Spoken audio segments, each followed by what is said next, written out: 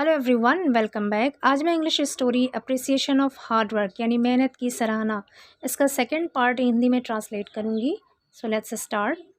The director said, director ने कहा, go back. गो मतलब जाना, बैक मीन्स वापस। वापस जाओ टू योर मदर, अपनी माँ के पास। क्लीन हर हैंड्स, क्लीन का मतलब है साफ करना। हर हैंड्स उनके हाथों को साफ करो। एंड देन और फिर। सी मी, यहाँ पर सी का मतलब है मिलना। वैसे सी का मतलब होता है देखना, लेकिन यहाँ पर सी का मतलब है मिलना। मी मतलब मुझसे, टुमारो मतलब आने वाला कल, और कल मुझसे मिलो। क्या कहा डायरेक्टर ने? Go back to your mother, अपनी माँ के पास वापस जाओ। क्लीन हर हैंड्स, उनके हाथों को साफ करो। And then see me tomorrow, और फिर मुझसे कल मिलो। Sure to get the job, the young man came back to his house and requested his mother to let him clean her hands. Sure का मतलब है यकीन, पक्का। To get the job, get मतलब पाना, job मतलब काम या नौकरी। Sure to get the job यानी जॉब पाने की यकीन में। The young man, वो युवा व्यक्ति, came, कम मीन्स होता है आना, और came मतलब आया, सेकेंड फॉर्म है ये। Came back to his house, अपने घर वापस आया। एंड रिक्वेस्टेड हिज मदर, और अपनी माँ से रिक्वेस्ट किया, गुजारिश की। To let him clean her hands, कि वो उसे उनके हाथों को धोने दे। यानी उससे गुजारिश की अपनी माँ से कि वो उनके हाथों को धोएगा। The mother felt strange but happy and extended her hands towards the son. The mother, माता ने, फेल्ट, फील मीन्स होता है महसूस करना या लगना। यहाँ पर लिखा है फेल्ट, सेकेंड फॉर्म है, इसका मतलब है लगा या महसूस किया। स्ट्रेंज मतलब अजीब, बट मीन्स लेकिन, हैप्पी मतलब खुश।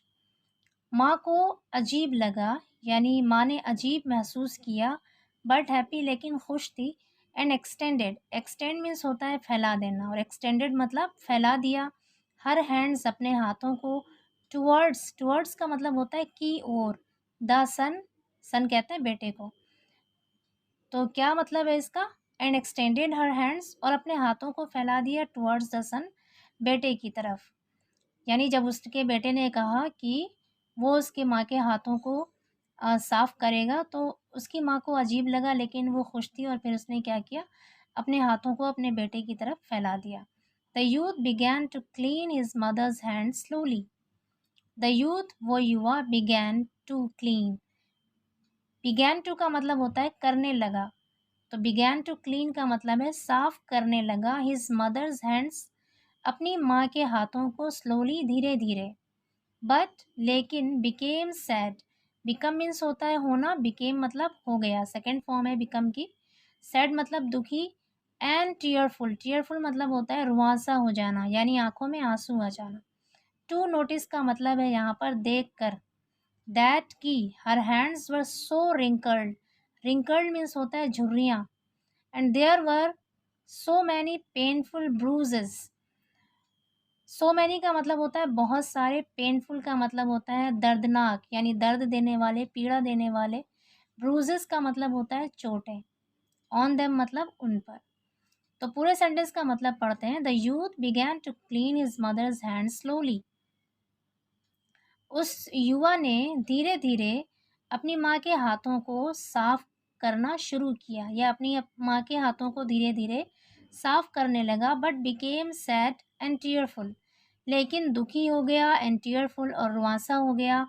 टू नोटिस, ये देखकर, दैट की, her hands were so wrinkled, उसके हाथों में, यानी उनके हाथों में बहुत सारी झुर्रियाँ थी। And there were so many painful bruises, और बहुत सारे दर्द देने वाले चोटें थी। ऑन देम, उन पर। देम क्या है, किसके बारे में आया यहाँ पर? हैंड्स के बारे में, यानी उनके हाथों में बहुत सारी चोटें थी और झुर्रियाँ थी। ये देखकर वो टीयरफुल हो गया, यानी रुआंसा हो गया, और सैड हो गया, यानी दुखी हो गया। This was the first time that the youth realised that it was this pair of hands that washed clothes every day for his school fee. This was the first time, ये पहली बार था। Was मतलब था, first time मतलब पहली बार, ये पहली बार था। दैट की, द यूथ रियलाइज्ड, रियलाइज मतलब होता है महसूस करना, रियलाइज्ड मतलब महसूस किया। उस युवा ने महसूस किया दैट कि it was this pair of hands, यही दो हाथ हैं। पेयर ऑफ हैंड्स का मतलब क्या है? हाथों का जोड़ा यानी दो हाथ। यही दो हाथ हैं दैट जो वॉश्ड क्लोथ्स, वॉश मतलब होता है धोना, वॉश्ड मतलब धोया या धोते थे, वॉश्ड क्लोथ्स कपड़ों को धोते थे, एवरी डे हर दिन, फॉर हिज स्कूल फी उसके स्कूल की फीस के लिए। पूरे सेंटेंस का मतलब है कि ये पहली बार था जब उस युवा व्यक्ति को रियलाइज़ हुआ, एहसास हुआ कि यही वो दोनों हाथ थे जो रोज़ाना उसकी स्कूल फ़ीस भरने के लिए, उसकी स्कूल की फ़ीस को चुकाने के लिए कपड़े धोया करते थे। After finishing the cleaning of his mother's hands, the youth quietly washed all the remaining clothes for his mother. After finishing, finish means होता है समाप्त करना या ख़त्म करना, आफ्टर मतलब बाद में।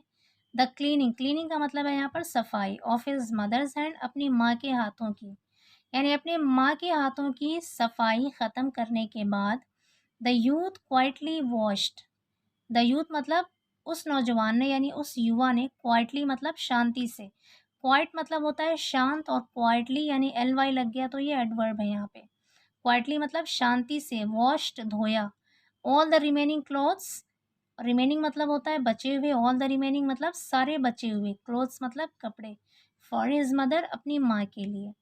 क्या मतलब है पूरे सेंटेंस का? कि अपनी माँ के हाथों की सफाई ख़त्म करने के बाद उस युवा ने शांति से यानी खामोशी से सारे बचे हुए कपड़ों को धो दिया अपनी माँ के लिए। नेक्स्ट मॉर्निंग, अगली सुबह, he went to the director's office, वो डायरेक्टर की ऑफिस चला गया। The director noticed tears in the youth's eyes and asked, director ने नोटिस किया यानी देखा, अगेन यहाँ पर ईडी लगा है, सेकेंड फॉर्म है वर्ब की। टीयर्स मतलब आंसुओं को, इन द यूथ साइज उस युवा की आंखों में। डायरेक्टर ने उस युवा की आंखों में आंसू देखा एंड आस्क्ड और पूछा, कैन यू टेल मी, क्या तुम मुझे बता सकते हो, व्हाट यू हैव डन, कि तुमने क्या किया है। हैव के साथ यहाँ पर डन आया है, डन डू की थर्ड फॉर्म होती है, डू मीन्स होता है करना, और हैव के साथ डन आया है एंड लर्न ये भी थर्ड फॉर्म आई है वर्ब की, तो यहाँ पर प्रेजेंट परफेक्ट टेंस का यूज़ हुआ है। इसका मतलब है कि तुमने क्या किया है, एंड लर्न और क्या सीखा है, यस्टरडे कल, इन योर हाउस अपने घर में। यस्टरडे कहते हैं गुजरे हुए कल को। तो डायरेक्टर ने क्या पूछा, क्या तुम मुझे बता सकते हो कि तुमने अपने घर में कल क्या किया है और क्या सीखा है।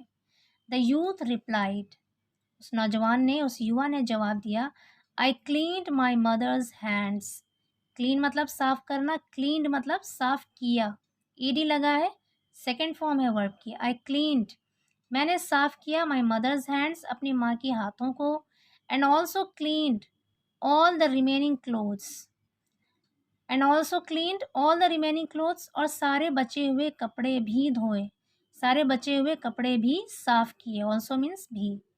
Then he shared three of his feelings with the director, then means फिर, ही शेयर्ड उसने शेयर किया यानी बताया, थ्री ऑफ हिज फीलिंग्स अपनी तीन भावनाओं को, फिर उसने अपनी तीन भावनाओं को, तीन एहसासों को बताया, विद द डायरेक्टर डायरेक्टर को, यानी उसने डायरेक्टर से अपनी तीन भावनाओं को, तीन फीलिंग्स को शेयर किया। विदाउट माई मदर, विदाउट मतलब होता है के बगैर, अपनी माँ के बगैर, I would not have been what I am today, I would not have been मैं नहीं होता, वॉट आई एम टुडे जो मैं आज हूँ, यहाँ पर वॉट का मतलब है जो। Sons should share their parents' burden of work. Sons मतलब बेटों को, शुड मतलब चाहिए, शेयर मतलब बांटना, देयर पेरेंट्स बर्डन अपने माता पिता के बोझ को, ऑफ वर्क काम के, बर्डन मतलब बोझ, बर्डन ऑफ वर्क मतलब काम का बोझ। तो क्या कह रहे हैं, sons should share their parents burden of work, बेटों को अपने माता पिता के काम के बोझ को बांटना चाहिए, शेयर करना चाहिए।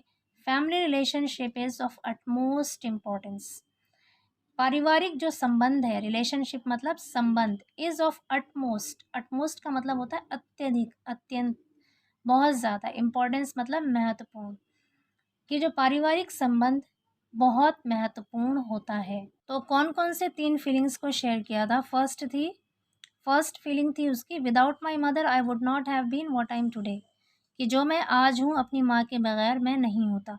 सेकंड फीलिंग क्या थी? Sons should share their parents burden of work, कि बेटों को अपने माता पिता के काम के बोझ को शेयर करना चाहिए। और थर्ड क्या थी? Family relationship is of utmost importance, कि पारिवारिक जो संबंध है यानी पारिवारिक संबंध बहुत ज़्यादा महत्वपूर्ण होते हैं। तो ये 3 फीलिंग्स उसने अपने डायरेक्टर से शेयर किया था।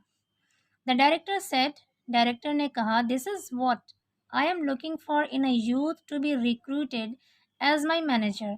दिस इज़ व्हाट मतलब यही तो, आई एम लुकिंग फॉर मैं ढूंढ रहा हूँ, लुक फॉर मतलब होता है ढूंढना, यही तो मैं ढूंढ रहा हूँ इन अ यूथ एक नौजवान में, एक युवक में, टू बी रिक्रूटेड भर्ती करने के लिए एज माई मैनेजर अपने मैनेजर के तौर पर, यानी अपने मैनेजर के तौर पर भर्ती करने के लिए एक युवा में मैं यही तो ढूंढ रहा हूँ।